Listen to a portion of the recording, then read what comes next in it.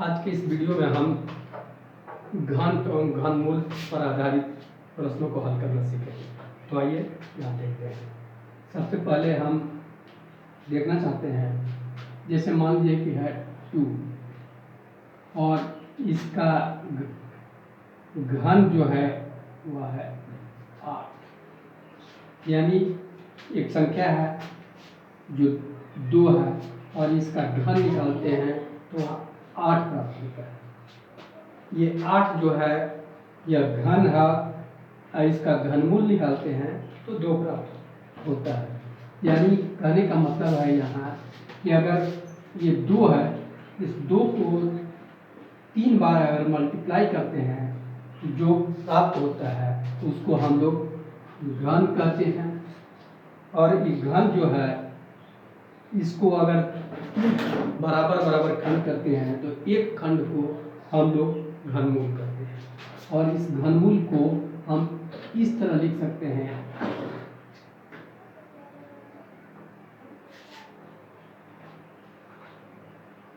ये है और इसका इक्वल टू में इतना, यानी ये एक 8 एक संख्या है जिसका घनमूल ज्ञात करते हैं तो 2 प्राप्त होता है। इसी के आधार पर हम आगे कुछ संख्याओं का घनमूल बनाने सीखते हैं। जैसे मान लीजिए कि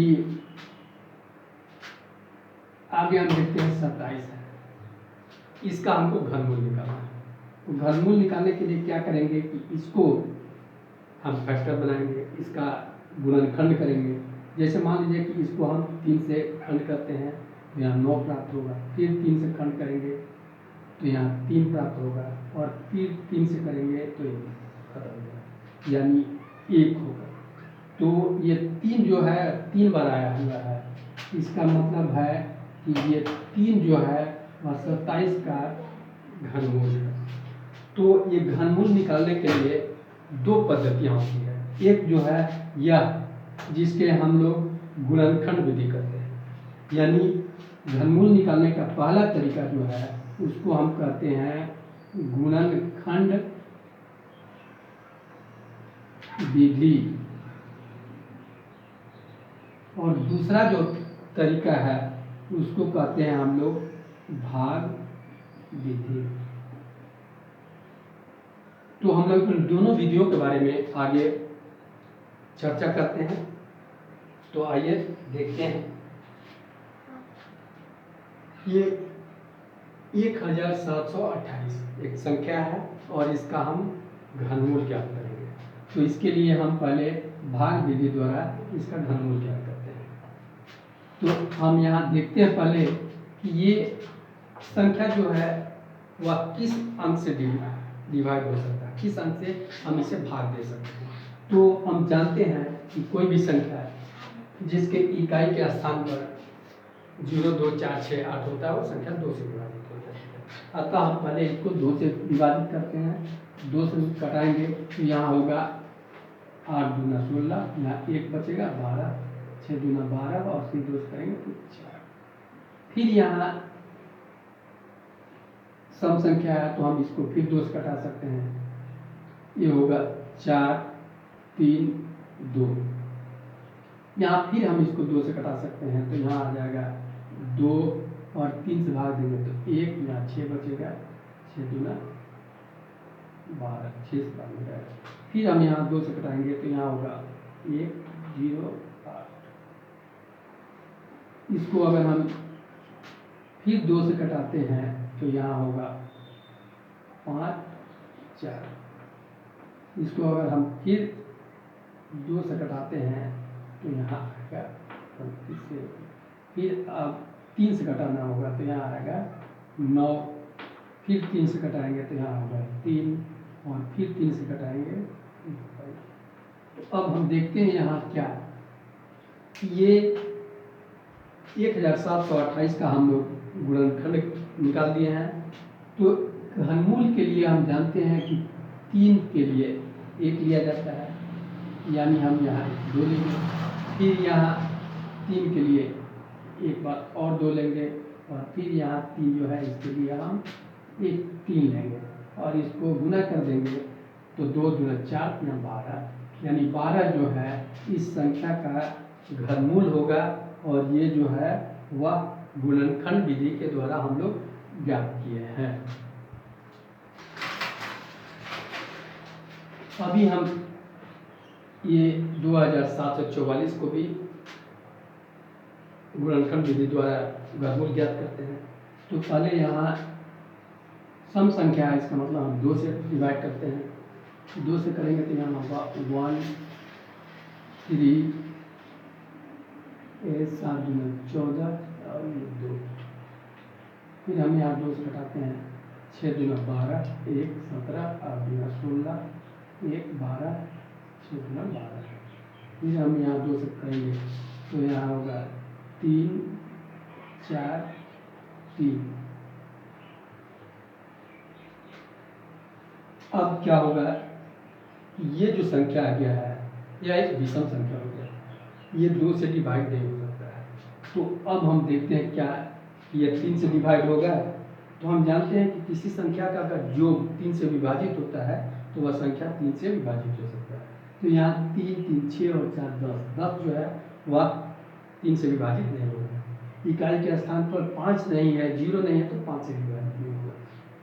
तो ये संख्या जो है 3 4 3, इसको डिवाइड करने के लिए हम देखते हैं ये 7 से डिवाइड होगा। 7 से डिवाइड होने का क्या रूल होता है, तो इसके लिए हम जानते हैं कि ये वाला संख्या का डबल करके इसमें से घटा देते हैं। यानी अगर 3 का डबल करेंगे तो 3 दूना 6 होगा। अगर 6 इसमें घटाते हैं तो जो प्राप्त होता है अगर वह 7 से डिवाइड होगा तो ये पूरी संख्या 7 से डिवाइड हो जाती है। तो यहाँ हम देखते हैं कि ये 7 से डिवाइड हो जाएगा, अर्थात हम इसे 7 से डिवाइड कर सकते हैं। तो 7 से डिवाइड करेंगे तो होगा 7 चौक 28, 4 बढ़ जाएगा, बचेगा 6, यहाँ 3 63, तो 7 9 63। फिर इसको हम 7 से करेंगे तो यहाँ होगा 7 7 50। फिर यहाँ हम 7 से कर सकते हैं, यहाँ प्राप्त होगा 1 और ये जो है यहाँ 2 का एक पेयर, एक 3 का समूह हो गया, यहाँ 7 का एक समूह हो गया। तो इसका घनमूल निकालने के लिए हम एक बार 2 प्राप्त करेंगे और यहाँ एक बार 7 प्राप्त करेंगे। तो यहाँ हो जाएगा 7 गुना 14। इस संख्या का घनमूल ज्ञात करेंगे तो यहाँ 14 प्राप्त होगा। आगे हम इस वीडियो को, इस तरह का जो वीडियो है, इस तरह का जो गणित है जो गुणनखंड के द्वारा वर्गमूल या घनमूल ज्ञात करते हैं, इसके लिए हम लोग विभाज्यता का नियम याद करना पड़ेगा। और इसके लिए आप हमारे चैनल में डिस्क्रिप्शन में देखेंगे तो आपको विभाज्यता का नियम भी प्राप्त हो सकता है। आगे हम ये तीसरा प्रश्न जो है इसको हम लोग जो 1728 को है इसको हम लोग गुणनखंड विधि द्वारा बना चुके हैं। अब हम इसे भाग विधि द्वारा बनाएंगे। तो भाग विधि द्वारा बनाने के लिए सबसे पहले क्या करते हैं, हम यहाँ 3 का पेयर करते हैं, 3 का समूह बनाते हैं और एक जो बच गया पहले इसका करते हैं। जब हम जानते हैं कि भाग विधि के द्वारा वर्गमूल निकालते हैं तो 2 का जोड़ा लगाते हैं, लेकिन यहाँ 3 का समूह बनाते हैं। बचा 1, तो 1 को अगर हम ले जाते हैं एक बार तो यहाँ 1 होगा और इसको हम लोग 3 बार लिखते हैं। जैसे वर्गमूल निकालते हैं 2 बार लिखते हैं, घनमूल निकालने के लिए 3 बार लिखते हैं। तो इसके बाद इसको हम जोड़ देते हैं और इसको यहाँ 1 लेके घटा देते हैं, क्लियर कर दिया जाता है। और उसके बाद 7 2 8 इतना होता है।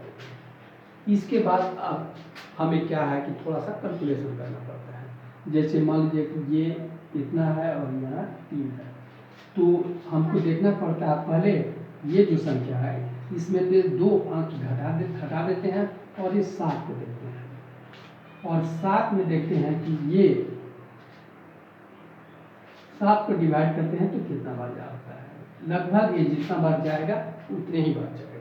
तो हम यहाँ 2 बार ले जाएंगे तो अब 2 बार ले जाने के लिए अब हमें क्या करना होगा, ये 3 और 1 से गुना करेंगे और इसके बाद जो प्राप्त होगा उसमें फिर 2 से गुना करेंगे, यानी 3, 1 और 2 से गुना करेंगे, यानी यहाँ 3 गुना 1 गुना 2 बराबर प्राप्त होगा 6। और उसके बाद ये दो संख्या को हटाए हैं, इसके लिए हम यहाँ 2 जीरो लेते हैं। उसके बाद क्या होता है कि यहाँ हम 2 बार मिलेंगे, तो ये 2 और इसके बाद हम नीचे और 2 बार लिख देते हैं। दूसरा स्टेप में क्या करते हैं कि ये जो है 32 और इसमें 2 गुना 2 से गुना कर देते हैं, यानी 4 से गुना कर देंगे। तो 4 से गुना करेंगे तो यहाँ होगा 4 गुना 8 और 4 तिया 12 इतना। और इस सब को करने के बाद ये जो आता है इसको हम यहाँ लिखते हैं और ये इसका वर्गमूल हुआ और ये जो है इसका ठीक 3 गुना होना चाहिए, जैसे वर्गमूल में डबल होता है इस तरह इसका 3 गुना होना चाहिए। ये एक छोटा सा है, हम अगला क्वेश्चन में इससे थोड़ा दूसरा प्रश्न देखते हैं। आगे इस प्रश्न को हम भाग विधि द्वारा हल करके देखते हैं। तो यहाँ भी हम पहले यहाँ 3 का पेयर करेंगे, जो बाकी बचा इसमें अब हम डिवाइड करेंगे।